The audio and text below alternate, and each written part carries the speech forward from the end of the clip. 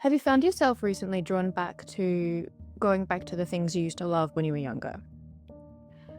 Recently, I've been seeing a lot more of everywhere people trying to get back to things they used to do and things they used to enjoy, and conversations with people have been about art and reading and going for walks or camping. And these are all things that I think we moved away from for a while, and yet we seem to be coming back into now.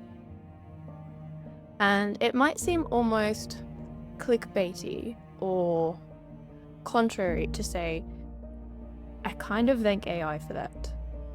As in, I think AI has put a halt on how we're living. We spent so much time watching Netflix or on social media or just scrolling, whatever.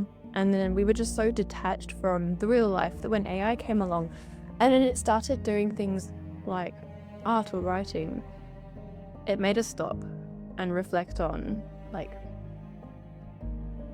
what do we enjoy in life? This is clearly not the life that we wanted. And so a lot more people are going back to the things they used to enjoy. And I want to say it's probably thanks to AI that a lot of us are going back to this. We're refinding old joys. We're finding out we don't want to live this way, stuck online with all of the joy sucked out of life. Instead, we're all reaching back to rediscovering hiking or painting or crochet or whatever it is that people are enjoying to do right now. But I'm seeing a lot more people waking up almost and realizing, I used to enjoy this, or I've always wanted to try this, and they're reaching out for it a lot more now. I think it's helping us to slow down, to catch back up with our real lives. I'm hearing more and more people who are completely closing off social media and just wanting to live here.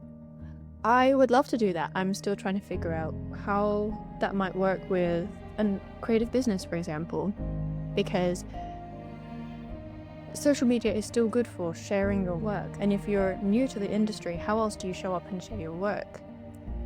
And then there's the self of identity that's coming with it. So for artists who are there, putting all of their life effort and time into creating art, and then this thing can just come and do it like this.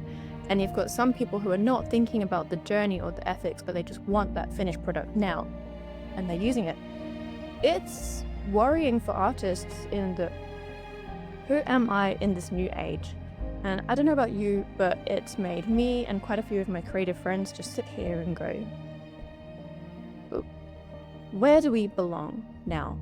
And we know we enjoy art. It's not that we're going to stop doing it just because this thing is coming along and making it, but how does the vision of our life now look going forward?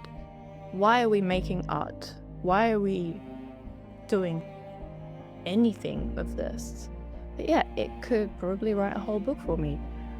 But I've read 1984 and I don't want it to, I think now is the best time to go back and read 1984, by the way. If you haven't read it yet, definitely read it.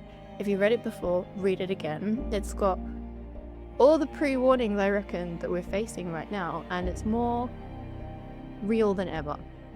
And so, having read 1984, I just knew instantly, I don't want a machine to make books for me, because that is the most fun thing for me, just getting to daydream out loud on paper and then sharing it with people and moaning about what the characters are doing together, And then creating art is so therapeutic and it's fun, and drawing in the evening is like a wind down. These are all things we love, and a lot of us are rediscovering why we did it in the first place. It's not for social media, it's not for likes. That's helpful because it kind of spurs us on and keeps us going, and that, okay, we're doing something right. And we're finding people with similar views. It's thanks to social media that I can become good friends with artists I've never met before, and we're there talking about favorite color schemes or how things look in composition. And it's how I find inspiration as well, people who are way ahead of me in this, because I haven't drawn in so long.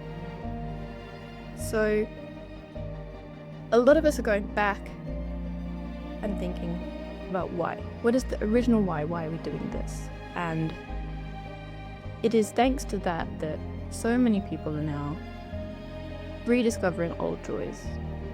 Why are they doing what they do?